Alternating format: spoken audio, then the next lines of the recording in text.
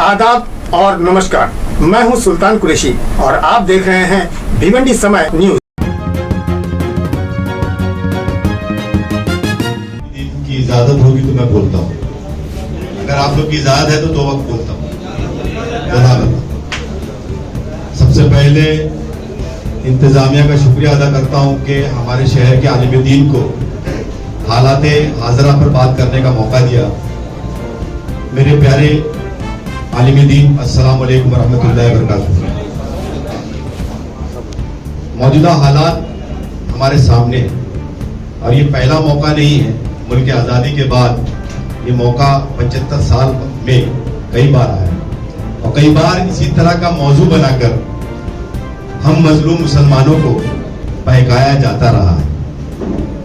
मेरा ये मानना है कि हम सभी के प्यारे रसूल पैगंबर मोहम्मद सल्लल्लाहु अलैहि वसल्लम का कौल था कि वो कौम कभी तरक्की नहीं कर सकती जो कभी जद्दोजहद और जस्तजू नहीं करना चाहती।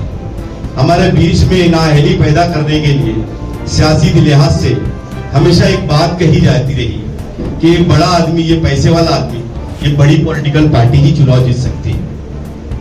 और दर हकीकत ये है कि हम मुसलमानों में कोई बड़ा लीडर या बड़ा पैसे वाला या बड़ी पॉलिटिकल पार्टी में बड़ा प्लेटफॉर्म पे कोई नहीं बन पाता। तो ये कहीं ना कहीं आरएसएस की साजिश है जो पिछले 75 सालों से हमारे बीच में आ रही है। और यही वजह है कि हमारा कोई लीडर बनता है तो ऐसी पॉलिटिकल पार्टी से बनता है जो हमारी नुमाइंदगी नहीं करता है। वो चम्मचगिरी चापलूसी करने के माध्यम से उन नामनेहाद सेकुलर पॉलिटिकल प्लेटफॉर्म पे अपनी छाप बना लेता है जो उसे टिकट देती है। और चुनकर आने के बाद जब हमारी शरीयत पे हमला होता है, जब हमारे आलिम दीन की दाढ़ी पकड़कर मॉब लिंचिंग होती है, जब हमारी बच्चों को बुर्के पे पाबंदी पर दखल दी जाती है, तब वो खामोश रहता है। तो सबसे बड़ी बात यह है कि ये देश की जो पंचायत है, ये जो जमहूरी हक है, हमें जो दस्तूरी हक हमारे मुल्क के संविधान ने हमें दिया है, हमने दानिशमंदाना तौर पर उसका इस्तेमाल करना चाहिए। लेकिन ये दानिशमंदाना तौर जो है उसको तरीका हमें बदलने की जरूरत है। ये सब एक तरफ जा रहे हैं, फिजा एक तरफ है, वही जीत सकता है, उसे जिता दो। तो हवा के विपरीत दिशा में चलने वाले का नाम क्या है? मुसलमान है। हम तो हवा के साथ ही चलते आए 75 साल। जो जीत रहा है उसको जिता दो। इसमें से बैठे हुए कोई भी मेरे बुजुर्ग या मेरे नौजवान ये बता सकते हैं कि कोई एक ऐसा छोटा इलेक्शन या बड़ा इलेक्शन गुजरा हो जब हमने ये बात नहीं की हो कि आखिरी तक इंतजार करेंगे, जो जीत सकता है उसको जिता दो। तो हमने कहीं ना कहीं उन आरएसएस की बातों पर अमल करते करते आए। हम सभी का ये यकीन है कि अल्लाह सुब्हानहू तआला ने हमें पैदा किया, हमारे फौज उसी के हाथ में, रिस्क देने वाला, हिफाजत करने वाला वही है। तो ये क्यों हमारे बीच में पैदा किया जाता है कि बस हमारे फौज का वक्त वापस बीजेपी आ जाए।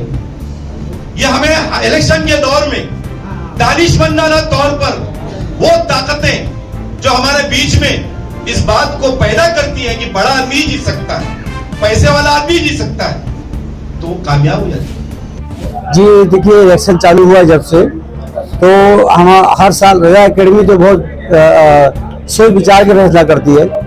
तो मैंने जो है एक मिनट जितने कैंडिडेट खड़े थे तो उनमें से एक बीजेपी वाला, एक एनसीपी वाला और एक आजाद, ये तीनों की बात चल रही थी।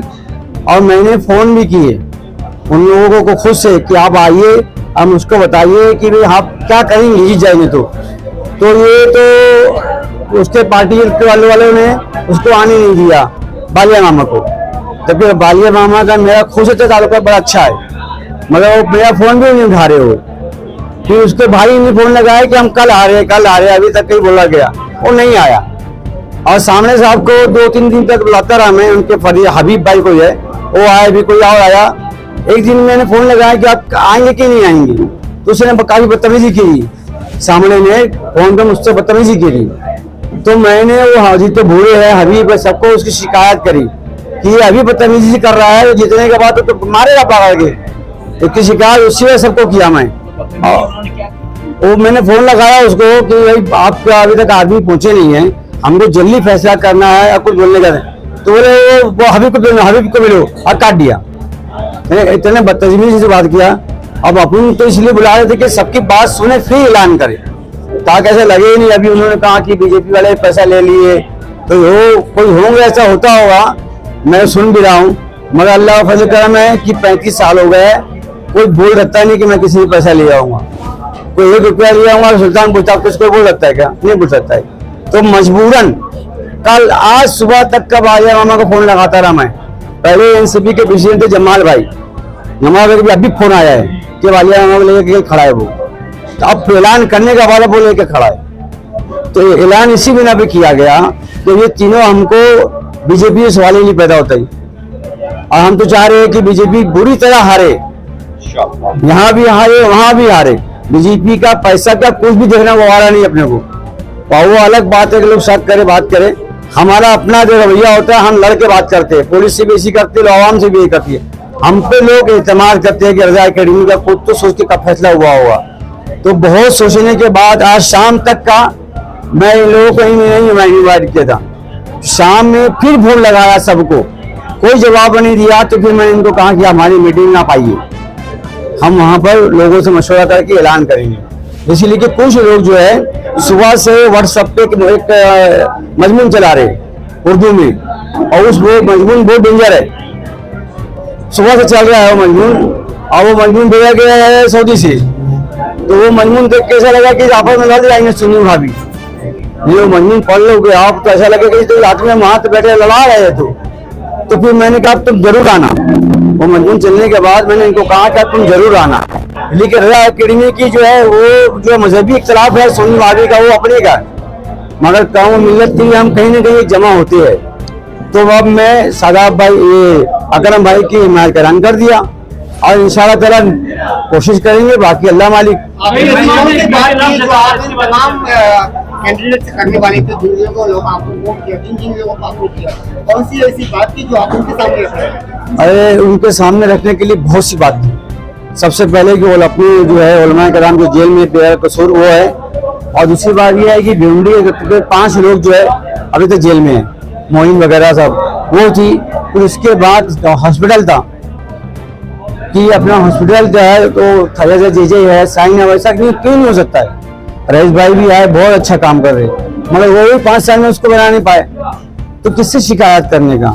और न्यायपालिका पर क्या आपकी न्यायपालिका पर भरोसा नहीं है? क्योंकि ये मैटर अब जुडिशियली में जा चुका है, तो यानी इस पर कोई टिप्पणी करना ये तो सीधे तौर पर न्यायपालिका का अवमानना करना है। नहीं ठीक है, वो उसको तो ऐसी जो है बहुत सी इनको SIT बना दी है, ये हो गया वो हो गया, कोर्ट में फैसला हो गया। आज जो है 50 साल हो गया भिवंडी को, अभी तक हॉस्पिटल बन नहीं पाया। न्यायपालिका क्या रोक कर रखी है? इसलिए कि बात आपने कही मौलाना जो 5 लोग और जेल में है, जो 5 लोग और जेल में है, ये तो कोर्ट में मैटर है ना। नहीं कोर्ट में टिप्पणी करना क्या ये नहीं, हम तो अपने आदमी को बोलेंगे ना बेकसूर है। चुने हुए जनप्रतिनिधि चाहते हैं कि वो पहली बार इसका सेटलमेंट करवा। नहीं ये बात नहीं चाहते हम। वो लोगों को वकील मुहैया नहीं है, वो लोगों के अंदर कोई तकलीफ है तो वो तो कम से कम आप सही करो, या नहीं होता है तो फास्ट ट्रैक पे चला के केस खत्म करो। ये तो तरीका होगा, या फास्ट ट्रैक पे चलाओ, अब केस लगता है तो केस खत्म करो। लेकिन जब आप चुनाव में खड़े थे महानगर पालिका के, तो आपको कितना वोट मिला था? 1400 मिला था, कई फॉर्म भरा था मैं। क्या निशान था? चंगई ना कोई रैली ना कोई भाषण ना कोई, खाली फॉर्म भर के बैठ गया था। 1400 लोग वोट दे दिए थे। इसका मीटिंग में अच्छा हुआ, मुझको बड़ा अच्छा लगा, इसलिए कि पहली बार तो अपने उलमा जमा हुए, अब बहुत अच्छा लगा, मगर अंदाज गलत था। नहीं, यहाँ पे कैसा हो रहा है कि आप ही के लोग जो बोल रहे हैं कि मुसलमान को वोट देना चाहिए, और आप ही के लोग बोल रहे हैं कि जो जीत रहा है उसको जिताना चाहिए। तो वोट खराब करना नहीं करना, इस पर आप क्या करें? नहीं देखिए, हो तो तुम बालिया मामा को भी देखो, कभी हार गए खराब हो गए, ये यकीन है कि तो कभी ना, आपको यकीन नहीं है ना, तो हम यहाँ यकीन नहीं करके दे रहे। हम यहाँ पर वोट इसलिए दे रहे कि हम जो आप किसी को कोई वोट देने के लायक नहीं है। हमारी बात पहुंच गए नोटा पे, तो नोटा का बेहतर मुसलमान, तो फिर आप क्यों फोन कर रहे थे सब लोगों को जब आपको यही करना था? हाँ, क्यों किया? तो वो आते बात करते ताकि मैं कौन को बोलता कि भाई फला आदमी ने ये जिम्मेदारी ली है, समझ मैं बोलता तो कि फला आदमी ने ये जिम्मेदारी ली है, हम वोट दे सकते हैं। एक बार आपने मन से कही थी कि देखो अगर भले ही एमआईएम हार जाए लेकिन उन्हीं को वोट दो, तो कहीं ना कहीं ये वोट काटने की बात हुई था। नहीं, ये तो मेरे जहन में नहीं था, मगर अभी जैसे वो मेरे से पहले जो उन्होंने कहा था कि पूरी लहर चल रही है किसी की, तो उसी को वोट दिया जाए, तो मैंने कहा कि लहर के देख के नहीं करो, सोच समझ के आप वोट दो। शकील भाई ये बताइए कि 4 दिन पहले एमडीएफ महाराष्ट्र डेमोक्रेटिक के बैनर तले कई उलमाओं ने, भिवंडी शहर के कई उलमाओं ने अपनी मांगों को लेकर जो है बालिया मामा को समर्थन किया, तो आपने उनसे मतलब कांटेक्ट करने की कोशिश की? अब उनसे मैं कैसे कांटेक्ट करूँ, वो कौन लोग हैं मेरे को मालूम ही नहीं है।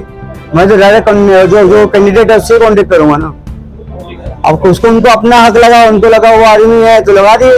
अगर इस बीच अगर बालिया मामा या आपको दूसरा कैंडिडेट आकर ये बोलता है कि हम तमाम आपकी बातें मान लेंगे, हाँ। तो लोग जेल में उनको छुड़वाएंगे भी, जो आपकी जुडिशियल मतलब जो भी प्रॉब्लम है उसको सॉल्व करेंगे, तो आप क्या उनका समर्थन करेंगे? नहीं, फिर